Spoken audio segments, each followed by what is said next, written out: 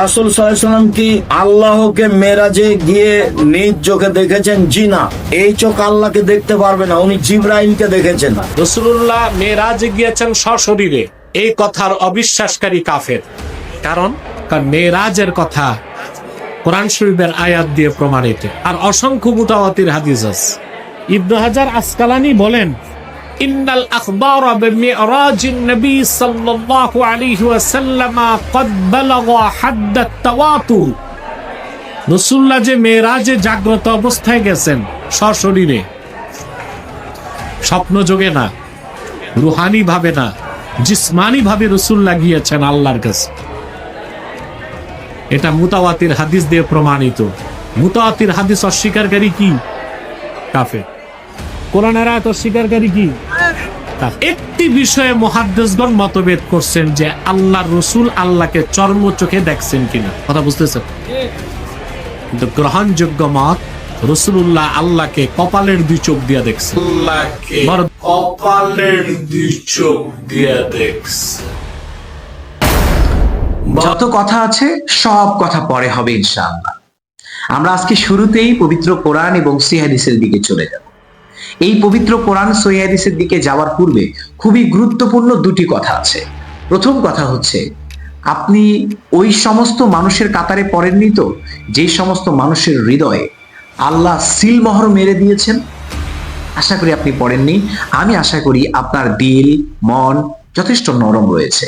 এই আশায় নিয়েই আমি আপনাকে আজকে পবিত্র কোরআন এবং সহিহ হাদিসের বাণী শোনাবো। আর দ্বিতীয় কথা হচ্ছে, মেরাজে গিয়েছে কে ভাই? মুহাম্মদ সাল্লাল্লাহু আলাইহি ওয়াসাল্লাম। এখন কথা হচ্ছে, যেহেতু তিনি মেরাজে গিয়েছেন, আমরা যদি তাকেই প্রশ্ন করি আর তিনি যদি উত্তর দেন, তাহলে এর থেকে সহজ বিষয় আর কি হতে পারে, বা এর থেকে গ্রহণযোগ্য মত আর কি হতে পারে? যিনি গিয়েছেন তাকেই প্রশ্ন করছি, তিনি উত্তর দিচ্ছেন। চলুন আমরা সহিহ মুসলিমের একটি হাদিসের দিকে খেয়াল করি। সহিহ মুসলিমের একটি হাদিস, 178 নম্বর হাদিস। সেইখানে আয়েশা রাদিয়াল্লাহু আনহা তিনি বলছেন, আমি মুহাম্মদ সাল্লাল্লাহু আলাইহি ওয়াসাল্লামকে জিজ্ঞেস করলাম, হে আল্লাহর রাসূল, আপনি কি আপনার রবকে দেখেছেন? তিনি বললেন, আল্লাহ তো নূর, আমি তাকে কিভাবে দেখব? এখানে প্রশ্নকারী হচ্ছে আয়েশা রাদিয়াল্লাহু আনহা, আর উত্তর দিচ্ছেন কে? যিনি মেরাজে গিয়েছেন। যিনি মেরাজে গিয়েছেন তিনি উত্তর দিচ্ছেন, তিনি বলছেন আল্লাহ তো নূর, আমি তাকে কিভাবে দেখব? এটি সহিহ মুসলিমের 178 নম্বর হাদিস। এই হাদিসকে আপনি দুর্বল প্রমাণ করে রাখেন, এই হাদিসকে আপনি চলবে না, একদম জাল হাদিস, জয়ীফ হাদিস, দাঈফ হাদিস প্রমাণ করে দেখান। এই হাদিসের সামান্য দুর্বলতা আপনি প্রমাণ করে দেখান। আপনাকে বলছি না, এনায়েতুল্লাহ আব্বাসীকে বলছি। যদি সম্ভব হয় এই হাদিসটা এনায়েতুল্লাহ আব্বাসীর কাছে পৌঁছে দিয়েন। যদি আপনি আপনার জীবদ্দশায় কখনো এনায়েতুল্লাহ আব্বাসীর কোনো ওয়াজ মাহফিল দেখার সুযোগ হয় ইন ফিউচারে, তাহলে কাগজে সুন্দর করে লিখে দিবেন সহিহ মুসলিমের 178 নম্বর হাদিস, সহিহ মুসলিমের 177 নম্বর হাদিস, সূরা আনামের 103 নম্বর আয়াত, সূরা নাজমের 18 নম্বর আয়াত।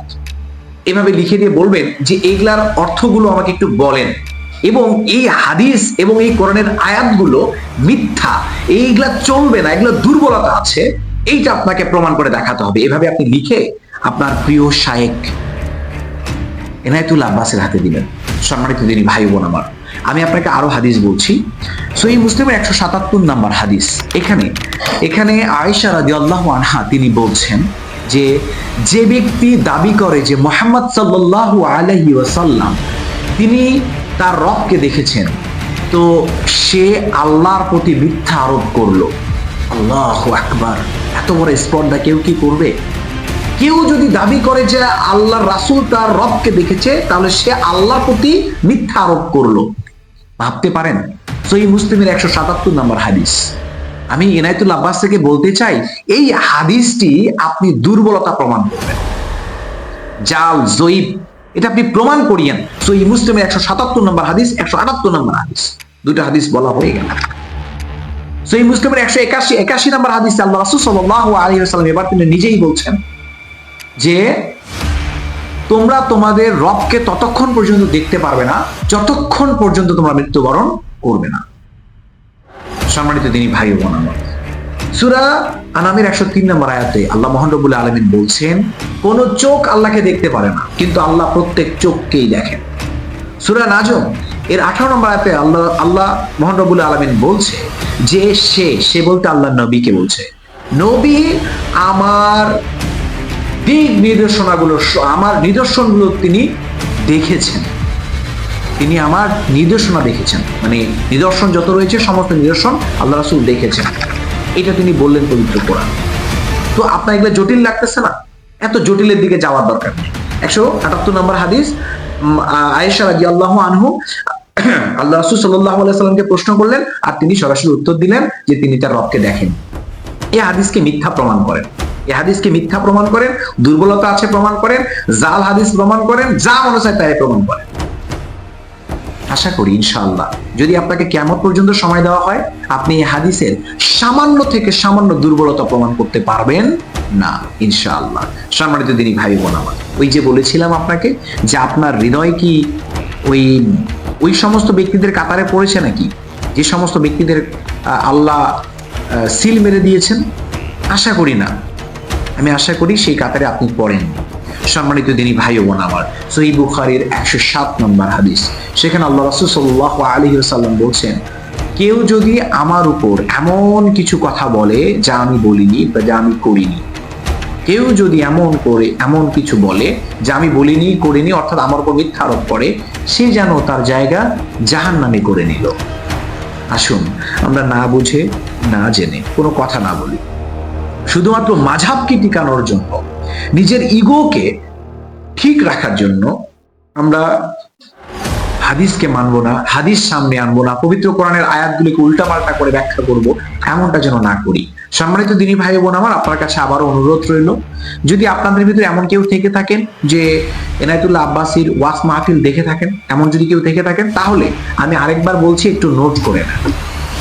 সহিহ মুসলিম 177 নম্বর হাদিস, সহিহ মুসলিম 178 নম্বর হাদিস, এবং সহিহ মুসলিমের 181 নম্বর হাদিস, এবং পবিত্র কোরআনের সূরা আনামের 108 নম্বর হাদিস, 103 নম্বর হাদিস তো না, আয়াত, এবং পবিত্র কোরআনের সূরা আন-নাজমের 18 নম্বর আয়াত। এইগুলা লিখে আপনি এনায়েতুল্লাহ আব্বাসীকে দিবেন এবং বলবেন যে আপনি বলেছেন যে আল্লাহ রাসূল সাল্লাল্লাহু আলাইহি ওয়াসাল্লাম তিনি নাকি তার রবকে দেখেছে, কিন্তু এই হাদিস তো বলছে, সরাসরি আল্লাহ রাসূল উত্তর দিয়েছে যে আমি তাকে কিভাবে দেখবো, তিনি তো নূর। এই কথা তো আল্লাহ রাসূল নিজেই বলেছে। এনায়েতুল্লাহ আব্বাসী সাহেব, এই হাদিসের কি হবে? এইভাবে প্রশ্ন করবেন।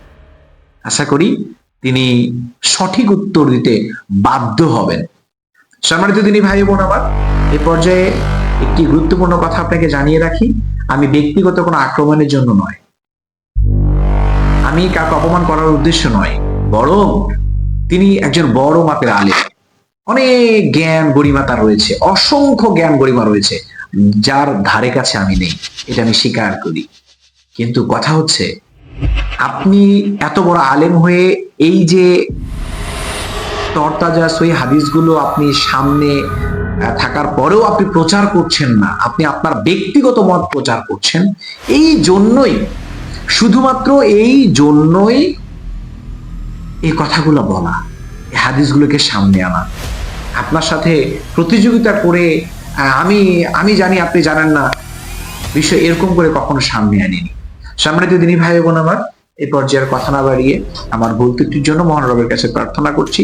পাশাপাশি আমার যদি কোনো কিছু আমি বলে থাকি, তাহলে অবশ্যই আপনি কমেন্ট করবেন, আমাকে পরামর্শ দিবেন। আমি সব সময়ের জন্য একজন ছাত্র হিসেবে থাকতে চাই, পরামর্শ আমি গ্রহণ করতে প্রস্তুত রয়েছি, ভুলকে শুধরে নেওয়ার জন্য সবসময় প্রস্তুত আছি।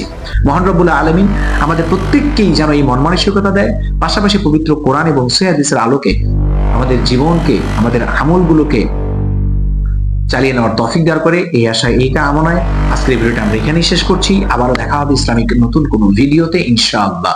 ততক্ষণ পর্যন্ত মহান রব আমাদের প্রত্যেককেই ভালো রাখুন, সুস্থ রাখুন। আসসালামু আলাইকুম ওয়া রাহমাতুল্লাহি ওয়া বারাকাতুহু।